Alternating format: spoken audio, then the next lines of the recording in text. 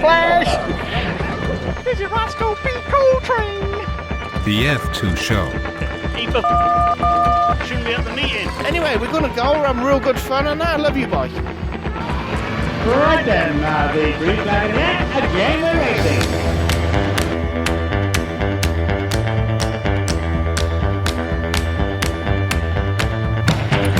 And a very good evening to you all. Is it a good evening? We don't know. It's me, Johnny Hall, with you. Good evening. Welcome to Stocks Radio. If it's the first time you listen to us, welcome. We do this once every fortnight, running up usually all things F2. But tonight there is a much bigger story in town. Now, as you may or may not have been aware, that the ongoing saga of the Coventry Stadium seems to have come to a bit of an impasse at the moment, with the two rival factions seem to have, well, what's the word? It's hard to say because obviously this is still very much ongoing. This is still very much an ongoing process. There are things happening as we speak. I mean, some of the parties have made press releases and God knows what. So let's take it back.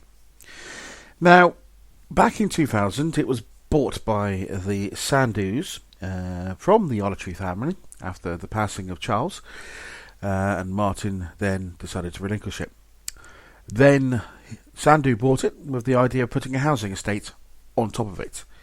He then looked to see Speedway, took it on, became a triple champion with the Speedway, and also took on the stock car side of things as well, taking on numerous world finals, numerous meetings, first Saturday of the month. Then the lease came to an end, and obviously the stadium was then sold to Brandon Housing. And what seemed to have happened is that the bulldozers were due to go in at the end of this season. What's happened since then is obviously a new lease, thanks to the work of the pressure groups, Councillor Stoke of Rugby Council, and all parties are concerned. Another 3-year lease, well, basically a 1 year with the option of a 2-year extension, was placed onto the stadium. That obviously came about with the change of promoter and that, for the Speedway, and what would happen is that the details would change. So that's where we currently stand at this precise moment in time, up until Friday.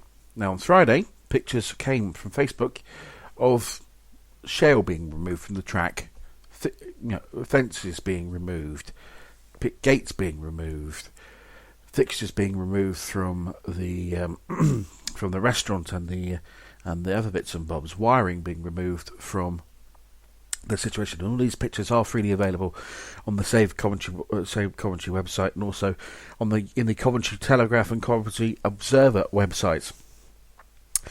Now, what seems to have happened is that the lease was due to be signed by Mick Horton, an agreement between Coventry Stocks and Mick Horton as part of the Coventry Bees, to move forward and obviously to take it forward from them, as their lease, Coventry Stocks' lease, runs out on the 30th of November. Mick Horton's lease doesn't start until the 1st of January. And what's basically been discussed over this period in time is the fixtures and fittings, the necessary. As no progress had been made between the two parties, and with Mr. Horton over in USA, the decision was made to remove those. Now, it has, to the layman eye, it looks like it has been asset stripped. Which, put it this way, to put it on an argument, put it into a layman's terms, put it into a housing situation. If you are a landlord and you're selling the house, you're not going to leave all your furniture in it. You're going to remove it that you paid for. However, if it was it depends. How did he buy it? Did he buy it furnished, or did he buy it unfurnished? So this is the kind of situation. So all the investment that's been put in would have been taken out. Where we stand at this precise moment in time is we are all in limbo land. We don't know whether there's going to be stock car racing. We don't know whether there's going to be speedway racing. We don't know whether there's going to be... This is the F2 show, the F2 World Final in 2017, due to be held at Coventry Stadium. The old girl going out with a bang. Now, since then, since this situation, we've had statements come from both parties. So let's start with, firstly, Mick Horton's. Mick Horton is what's the word? He's the promoter of Coventry Stadium. He says, whilst away on my holiday, I have heard the news of what has happened to the stadium. I want to assure the fans that I am still 100% committed to the Bees racing at Brandon for 2017. However, I would need to see the damage firsthand before further decisions can be made. I would wish to thank all Speedway and stock car fans for their continued support, and I can confirm Speedway still holds the lease for next year. Mick Horton. That was on Tuesday 29th, 2016. I don't know exactly what time that was, but it did come out there, that statement, which was followed by one from Coventry Stocks. Now, Coventry Stocks, Jeremy Heather and Mr. Sandhu, who is the owner, come out with this. We are disappointed that Mick Horton has decided to issue a statement that infers he is shocked and unaware of the current removal of our property from the Coventry Stadium site whilst on holiday. He knew, as he has been in touch with us, with many others in the Speedway, numerous times every day by text and email until 2:15 yesterday, when we received an email from his lawyer saying he would not be proceeding with the agreement. Mick has also told his riders that he would understand that if they decided to race somewhere else, and we have always known that, and now confirmed that he had no intention of racing next year. We will be making a full statement in due course. Now, the situation going forward is very much this. That was at 1:50 this afternoon, so as you can imagine, this is still very much an organic process going on. So there's both sides of the argument, both sides of the situation. So, at 6 o'clock this evening on BBC Coventry and Warwickshire, Sport at 6 programme, Jeremy Heather took part in an interview with the presenter, and let's just sum up what he said. Basically that, they are firstly committed to Speedway. Mr. Sandhu loves the sport. They won 3 titles during the last decade under his stewardship. It was initially bought to put a housing estate on it. He then invested £1 million of his own money into running the stadium and moving forward. Then also that the fixtures and fittings were owned by the Sandhus. They went numerous times.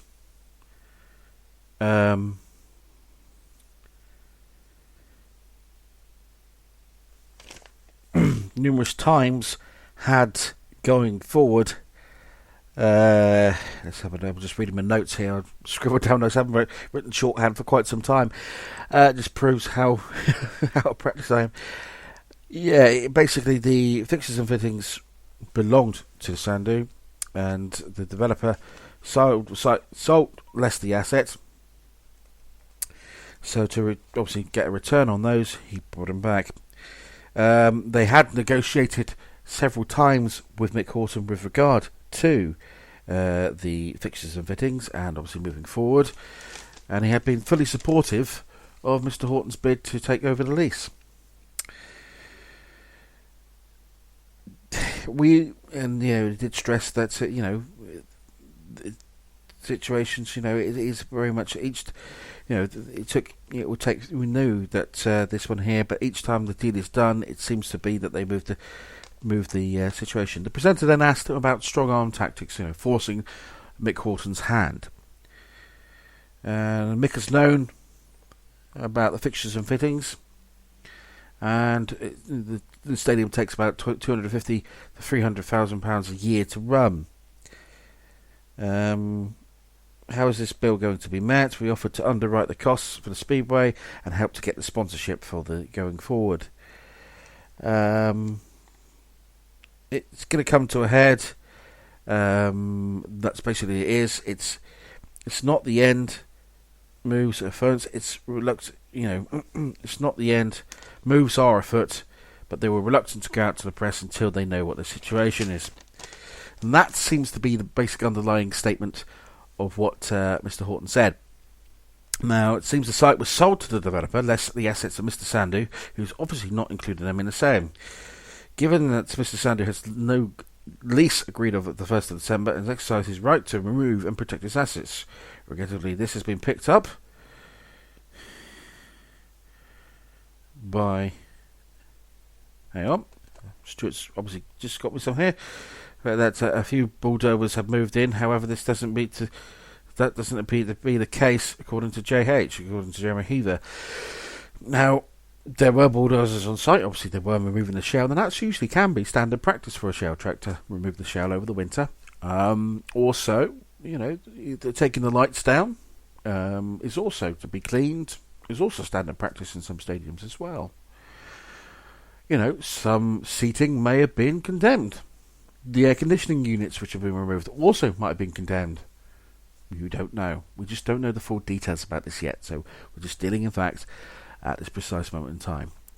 So, in a minute, we'll get online Pete Lawrence from the Save Wimbledon Speedway campaign. He'll be helping us there. It's going to be a very quiet show tonight. It's not going to be the usual hoo-ha. It's not going to be the usual things like that. If you do have something to say, there are several methods you can get involved in. It's Twitter at Stocks Radio. You can also leave a message on the Spreaker page, Spreaker.com/Stocks Radio. Go to the speech bubble button if you're listening on the phone, or alternatively, it will take you to the page if you just click on the link to the actual program itself. What we'll also do is you can also leave a voicemail message. We can't play them out tonight. We'll play them out next time. For the voicemail messages. Just at the moment, it's very, very on Tinder sticks, and we do not want anything stupid like this. I still like to be doing this next week, and I still like to be doing it the fortnight's time. So we'll listen to your voicemails. The voicemail option is there. Then you go to stocksradio.co.uk. The full site there. All spankily new, thanks to Ray Lennox. Thank you, Raymond. All looking spankily new. Still some buttons to do and still some bits and bobs, but it is still looking all new for 2017. So that's what we'll do in a moment. But first, we'll have a few advertisements, and we'll be back in a moment. Advertise on Stocks Radio. We have a rapidly growing listenership, and we want to make sure that there's an audience for your product. Stocks Radio has packages from adverts to features. Even so, you can sponsor a show for a week, to a month, to whatever. Contact us on Twitter at Stocks Radio. Alternatively, leave us a message on Facebook, facebook.com/Stocks Radio, or visit our website, stocksradio.co.uk. Stocks Radio, the voice of stock car racing. Attention. Our number one fan, Derek, has got his organ out. Want to give opinions on the burning matters of the day? Search on the Book of Faces for Stocks Radio Talking Shop, where you can discuss what's Gordon Moodley's favourite member of JLS, should Buxton hold the Scottish Championship, and what should be the optimum temperature of a Balti pie at Birmingham Wheels. Go to Facebook and get involved in the debate, and we'll read it on the show, if you're good enough. Right, put it away, Derek. That's enough of that. Stocks Radio. Like the in-car race pace car, we lead whilst the rest follow.